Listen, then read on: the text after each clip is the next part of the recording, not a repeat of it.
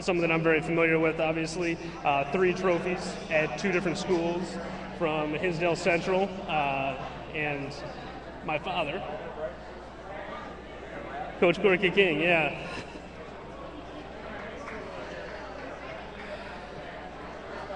Coach, you've been around for a long time, and this time of year is always a fun experience. What is it like for you to, in this time of year, whether it's the memories of teams past or just the focus on the current team? What are the emotions that go through?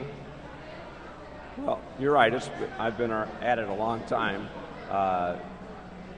and every year is unique and different. And as much as fun as I've had throughout the years, I look forward to each team, each state meet, as a new opportunity for the kids to excel, and it's good stuff. Danny Thompson is someone that I know you enjoy coaching, being a former distance guy yourself.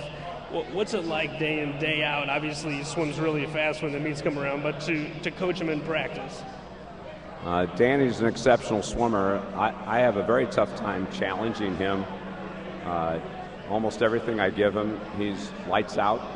And there's only been a couple days I've ever really put some pain to him. And but distance swimmers, they seem to have like the Energizer Buddy.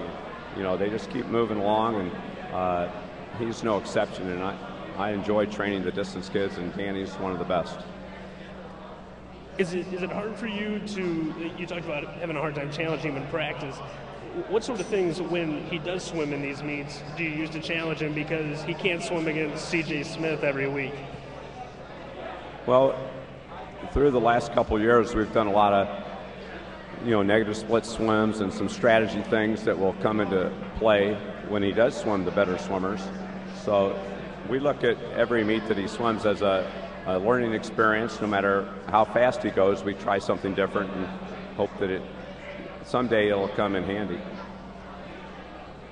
You made a switch this year. Danny swam the IM last year. You swam in the 200 free. What transpired to make that decision happen? We pretty much figured that either event, he's got a pretty good chance to do well. And since they're back-to-back events, and it really didn't affect some of the other things he was going to swim, he was given the choice, and I said, what's in your heart? What do you want to do? What do you feel like you'd have fun doing? And he picked the 200 free. Now, that's not something that you do every year. You're very hands-on to give a kid a choice of what he's going to swim. Was that just the special situation with Danny being so good at either event? Well, that's a tough question, but I've given the choice to many other kids as well. Max Morimoto, do you want to swim 3 relays, or do you want to swim the 200, 100, and 2 relays? So there's certain situations when it's not team-oriented, where the individual comes first. If there was a chance that we would be in a hunt for a trophy, we would have to strictly go by whatever is good for the team. In a conference meet, we go what's best for the team. When we get to sectionals and state, you start looking at the situation and going for more of the individual and hope that it works out for the team. You mentioned Max Morimoto. Talk about the supporting cast. I know Danny's a kid that really wants to not just be on the medal stand individually, but also on a relay.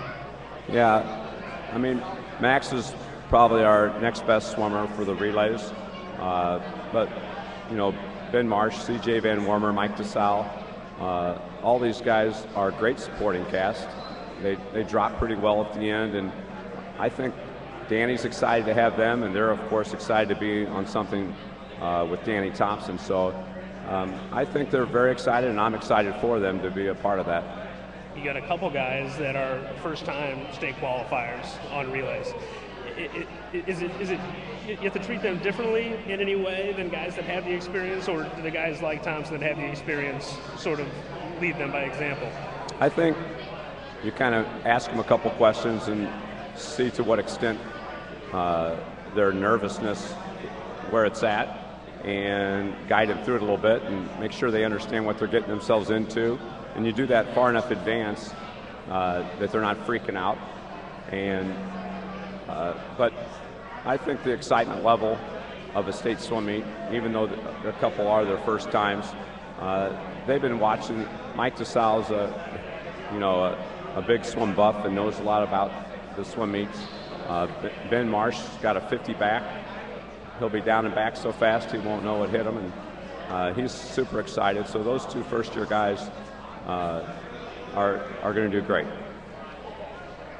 The tradition in Hinsdale Central, we've talked to some coaches that are, with newer programs that have done really great recently. What's the pressure like, do you think, for the kids to try and live up to everything that Hinsdale Central means to Illinois swimming?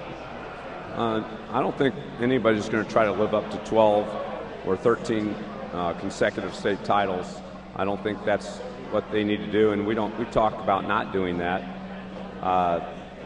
because every team is different, and we can't live in the past.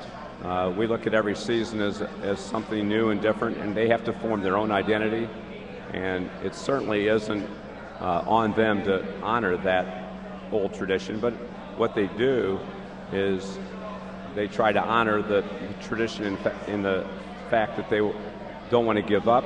They want to reach their potential and be the best for all the people that did precede them. Hold on a second. This is for Scott Walker. Very good. You got to come to Buffalo Wild Wings. One of the things that I know you made an emphasis this year that you've played around with in the past is to say, I want all my relay guys to be unshaved going into state. What made you go back to that? Because that's the way you always had done it in the past. Right. And I've always stuck to that. In the last couple of years, we were fortunate to have some kids that showed that they could taper twice. And so we went with that.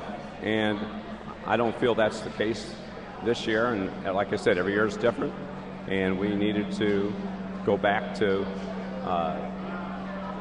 what we think works the best, and that was having everybody completely ready to go for state and try not to worry about the sectional meet.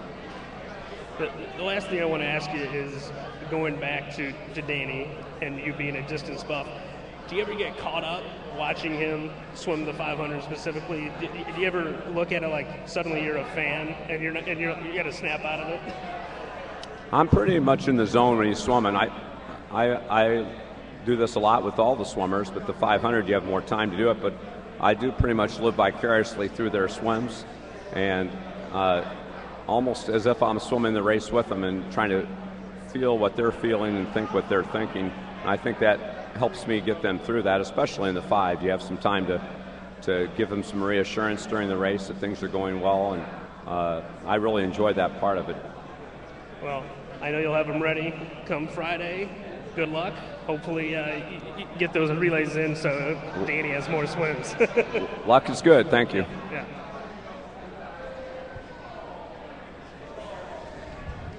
Well, we got a little time here. Coach Walker not getting to partake in the fries. You got fries?